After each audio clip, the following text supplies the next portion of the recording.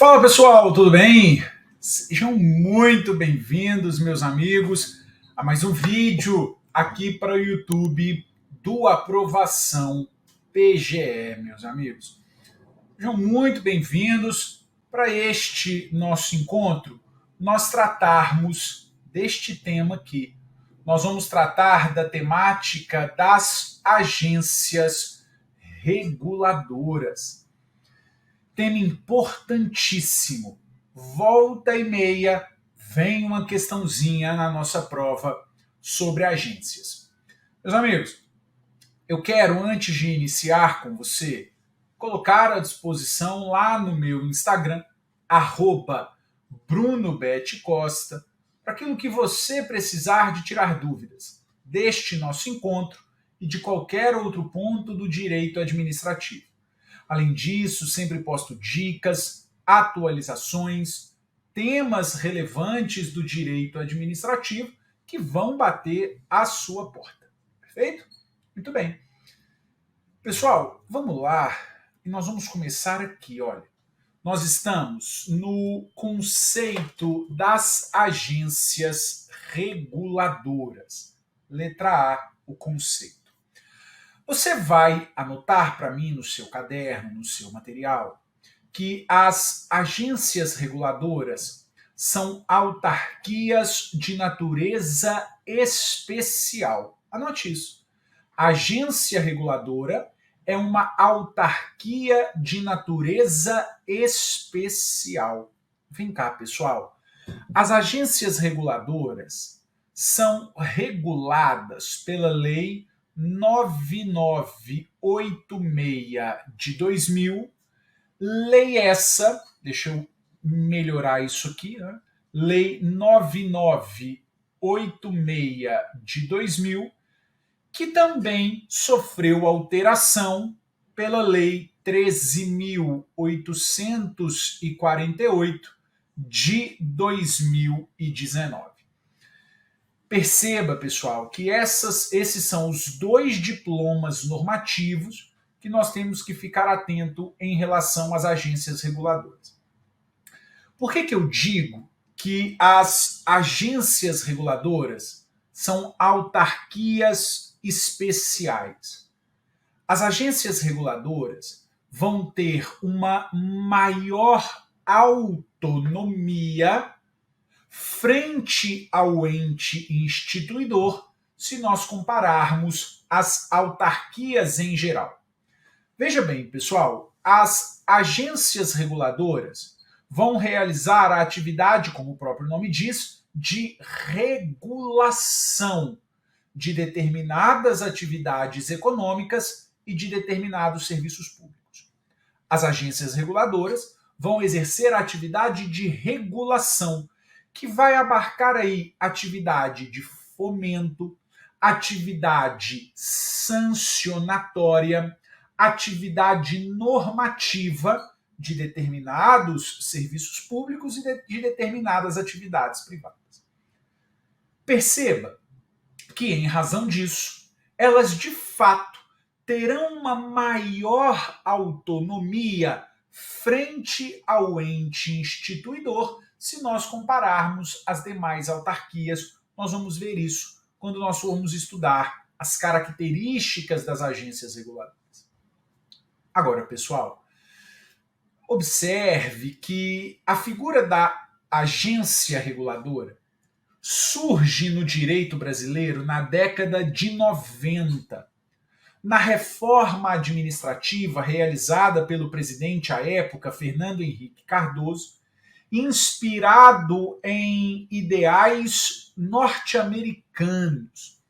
As agências reguladoras, junto das que nós vamos ver ao final desse nosso encontro, as agências executivas, são frutos de inspiração norte-americana. As agências reguladoras vingaram no Brasil, temos várias, ao passo que as agências executivas não vingaram. As agências, tanto reguladora quanto executiva, são fruto do neoliberalismo instaurado na década de 90 em países da América Latina, em países aqui como o Brasil. perfeito? Em que o Estado sai daquela figura de um Estado mínimo, passa para um Estado máximo e agora passa para um Estado subsidiário, passa para um Estado regulador. E aí surgem as agências reguladoras. Mas como eu disse a você, as agências reguladoras têm como principal marca, têm como principal característica a maior autonomia, a maior independência frente ao ente instituidor. E isso é demonstrado aqui no enunciado 25 da primeira jornada de direito administrativo do CJF, que analisa o artigo 3º caput da Lei 13.848.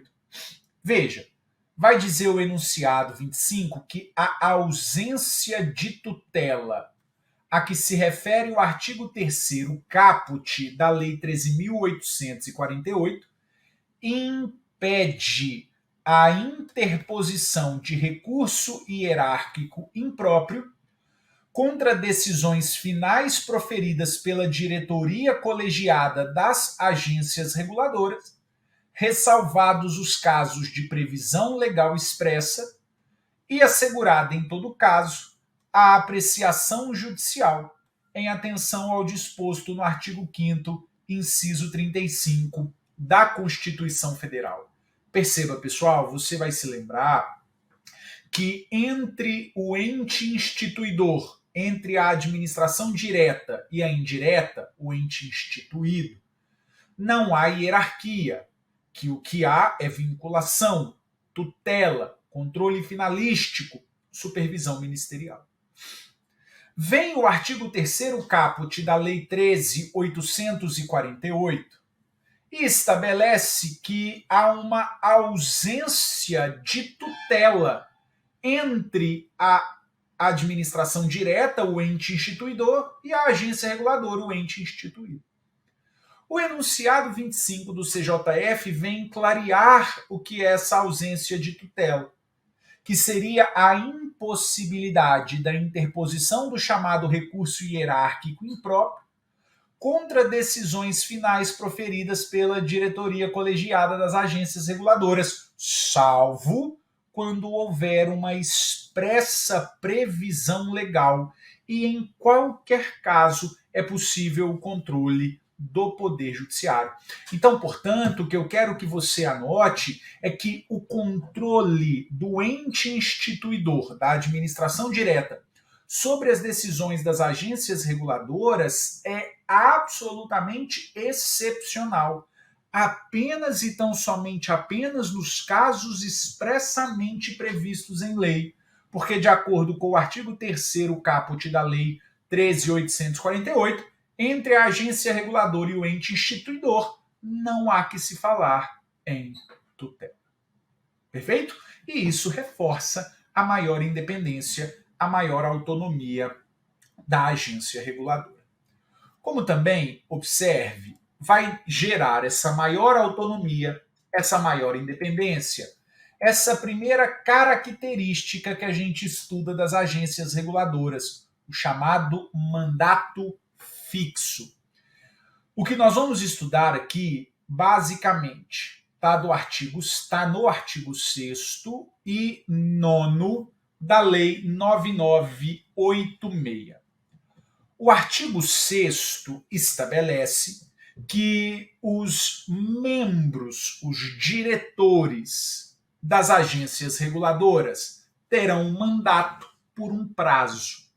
A lei estabelece o prazo de 5 anos, vedada a recondução, salvo quando houver a vacância do cargo antes do período final, em que aí vai ser possível a recondução. Então, observe. Artigo 6º vai dizer: os dirigentes das agências reguladoras têm um prazo no seu mandato. O prazo é de 5 anos, vedada a recondução, salvo se houver a vacância antes do período final. Mas aí o relevante, vem cá, está no artigo 9º. O artigo 9º vai dizer que o dirigente da agência reguladora só perde o cargo em 4 situações. Então, vou colocar aqui como perda do cargo do dirigente da agência reguladora. Lá no artigo 9º. Você está com o artigo 9º aí aberto e você vai observar que o dirigente da agência reguladora perde o mandato. Primeiro caso, quando ele quiser, ou seja, quando houver renúncia. Segundo caso, quando houver uma sentença judicial transitada em julgado. Sentença judicial transitada em julgado. Terceiro caso, um processo administrativo disciplinar. E quarto caso, o descumprimento, a infringência de vedações impostas aos dirigentes. Infringências a vedações impostas aos dirigentes. Esses, e tão somente esses, são os casos de perda do dirigente, de perda do cargo do dirigente da agência reguladora. Então aí observe que, então, a doutrina vai dizer que eles possuem um mandato fixo, um mandato a termo. E esse mandato fixo, esse mandato a termo, vai conceder ao dirigente da agência reguladora uma certa estabilidade. E por isso há uma maior autonomia do dirigente da agência reguladora frente aos demais, comparado às demais autarquias, porque ele tem uma certa estabilidade. Ele só perde o cargo nessas 4 hipóteses. Não há a possibilidade de o dirigente da agência reguladora perder o seu cargo pela quebra de confiança do chefe do executivo. Se o presidente da República, se o governador nomeiam um dirigente da agência reguladora, ele não pode no dia seguinte exonerá-lo, apesar do cargo de dirigente de agência reguladora ser um cargo em comissão. O cargo de dirigente da agência reguladora é um cargo em comissão que não é de livre exoneração. Isso é importantíssimo. O cargo de dirigente da agência reguladora é um cargo em comissão, mas que não é de livre exoneração. Aí vem cá, eu aproveito e trago para você um entendimento mais antigo, mais relevante, que saiu no informativo 759 do STF. Veja, pessoal, no âmbito da Constituição da República, no âmbito federal, o presidente da República nomeia o dirigente da agência reguladora e ele é aprovado pela sabatina do Senado Federal. A mesma coisa é possível acontecer no âmbito do Estado. O Supremo entendeu que é constitucional a lei estadual que prevê que os dirigentes de determinada agência reguladora somente possam ser nomeados após aprovação pela Assembleia Legislativa. Perfeito? O Supremo Tribunal Federal tem este entendimento da constitucionalidade da nomeação do dirigente da agência reguladora em lei estadual ser condicionada à aprovação da Assembleia Legislativa.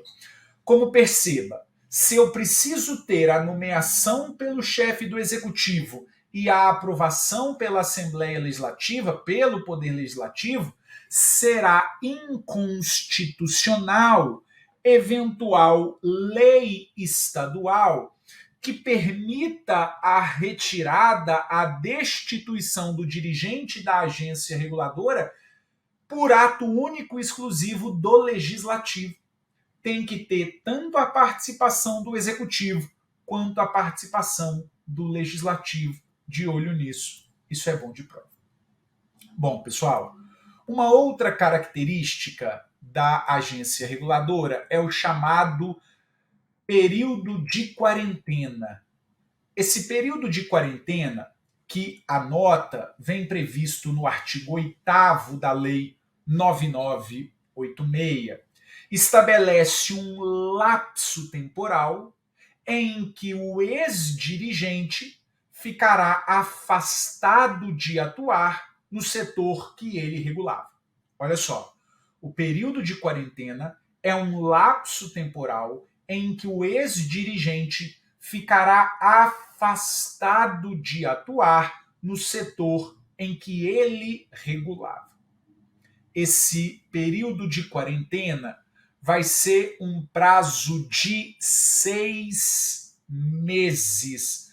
Nós tivemos a alteração pela Lei 13.848, era um prazo de 4 meses e agora passou a ser um prazo de 6 meses.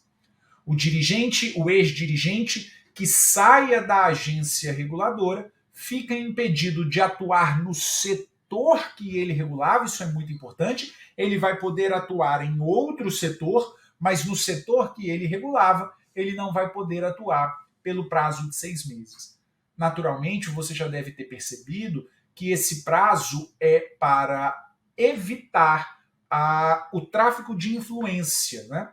É para evitar que o sujeito leve para a iniciativa privada, para a área que ele regulava, para uma empresa na área que ele regulava, informações do governo. Então, dá-se esse intervalo de 6 meses para que haja essa quebra de tráfico, de privilégio de informações e também a alteração também das políticas públicas. Perfeito? Prazo de 6 meses. O que é importante? Durante este período em que o sujeito fica afastado, ele vai ter direito a uma remuneração compensatória.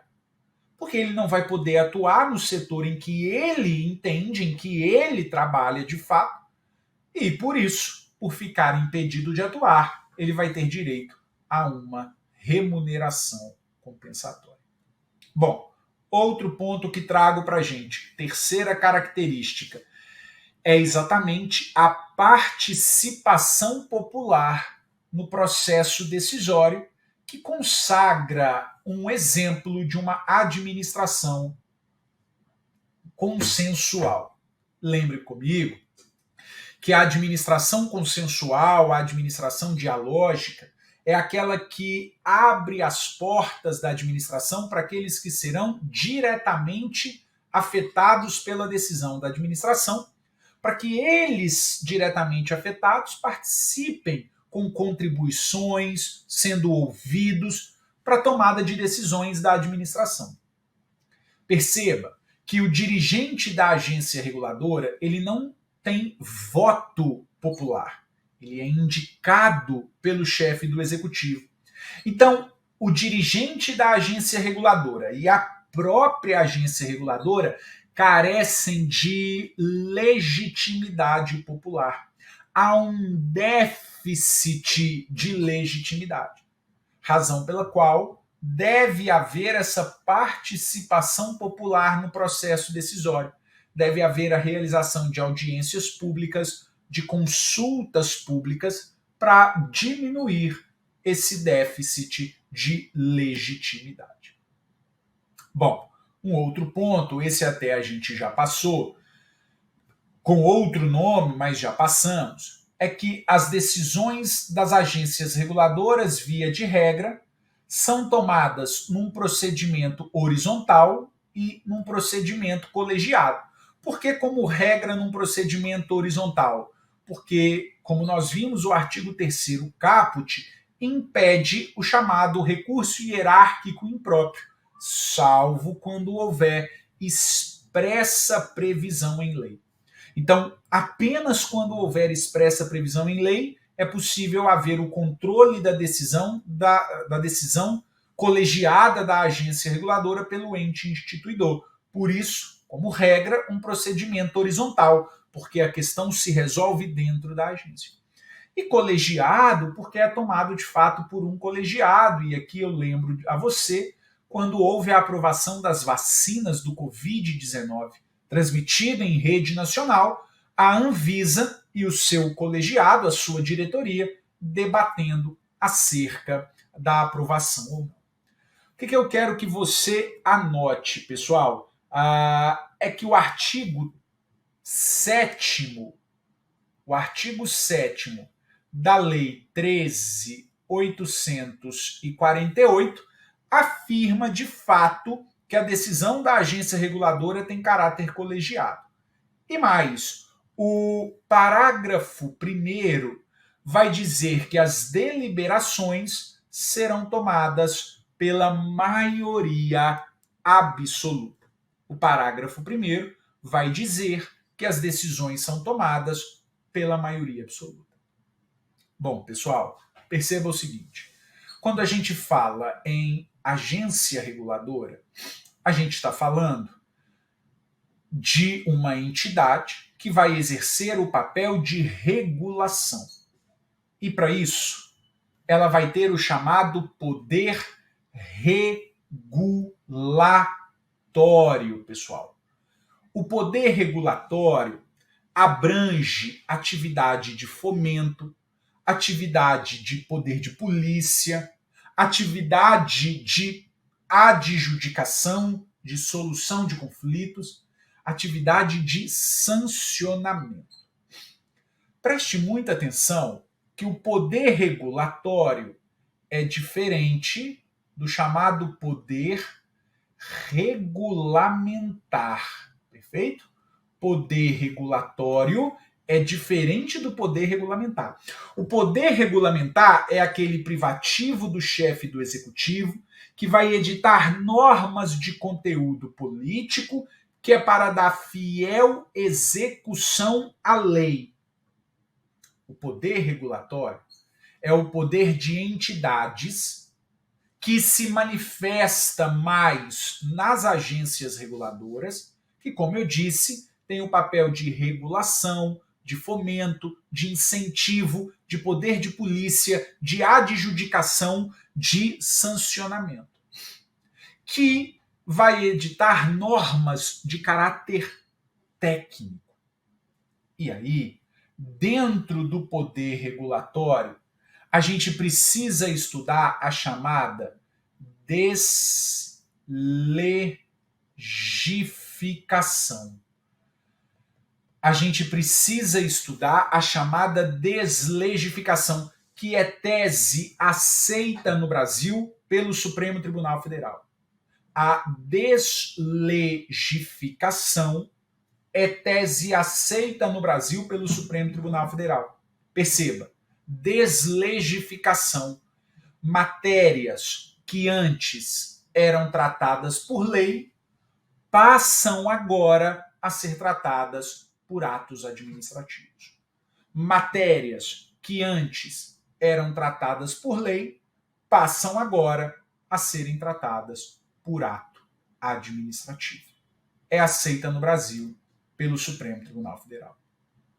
Bom, meus amigos, um outro ponto relevantíssimo dentro da agência reguladora está relacionado a este ponto, a chamada teoria da captura. Porque, vamos lembrar, eu disse, a agência reguladora tem como grande marca a maior autonomia, uma maior independência frente ao ente instituidor comparado às outras autarquias. Anota aí que a teoria da captura é uma falha de governo. A teoria da captura é uma falha de governo que vai ensejar uma quebra da independência, uma quebra da autonomia da agência reguladora. Vai haver uma quebra da independência, uma quebra da autonomia da agência reguladora. Perceba, essa teoria da captura pode acontecer de duas formas. Pode acontecer a teoria da captura pelos próprios particulares, aqueles que são pelos próprios particulares, aqueles que são economicamente mais fortes, que capturam as agências reguladoras e passam a atuar a favor dos seus interesses, teoria da captura por parte dos particulares, como também é possível a teoria da captura pelo próprio setor público. O próprio poder público pode proceder à captura, em que há uma indevida interferência no ente, na agência reguladora. O ente instituidor interfere indevidamente na tomada de decisão da agência reguladora, com total quebra de autonomia. Muito bem. Pessoal, eu ainda trago para nós, mais a título de estudo de casa, a figura da ouvidoria. Porque é possível, já caiu, a literalidade da lei nesse ponto. E aí, a ouvidoria vai ter a disposição prevista na Lei 13.848, que você, com acesso a esse material, vai ler perfeitamente sem grandes problemas. Então tá aqui, olha, a ouvidoria, tudo o que você precisa saber, perfeito? Porque o que eu quero ainda explicar para você nessa reta final desse nosso encontro está relacionado a outra agência, a agência executiva. A agência executiva vem regulada na Lei 9649 de 98. Especificamente nos artigos 51 e 52. Artigos 51 e 52 da Lei 9649 vão trazer as disposições das agências reguladoras. Veja, a agência executiva, eu falei agência reguladora, é a agência executiva, tá? 9649 é a agência executiva. A agência reguladora, sim, agora reguladora, ela nasce reguladora. É uma entidade criada como agência reguladora. A agência executiva não. A agência executiva já existia anteriormente por meio de uma autarquia ou de uma fundação em que ela sofre uma nova roupagem. Ela deixa de ser regulador, ela deixa de ser uma autarquia, uma fundação comum e agora ganha uma nova roupagem, virando agência executiva. Para isso, 2 requisitos precisam ser comprovados. Para que essa autarquia ou fundação seja qualificada como agência executiva, primeiro, ela precisa ter um plano estratégico de reestruturação e desenvolvimento institucional em andamento. E desenvolvimento institucional em andamento. Então, é preciso ter um plano estratégico de reestruturação e desenvolvimento institucional em andamento. E um segundo requisito, precisa ter celebrado o chamado contrato de gestão. Perfeito? Precisa ter celebrado o chamado contrato de gestão, ou também chamado contrato de desempenho. Perfeito, meus amigos? Pois muito bem, a gente encerra aqui mais um desses nossos vídeos, essa série de vídeos gratuitos no YouTube do Aprovação PGE. Meus amigos, assistam a todos os outros, deixem o like aí no nosso vídeo, comente sobre o nosso encontro, valorize o trabalho aqui de toda essa equipe do Aprovação PGE. Feito? Então é isso, pessoal. Obrigado, viu? Até o nosso próximo vídeo. Um grande abraço. Tchau, tchau.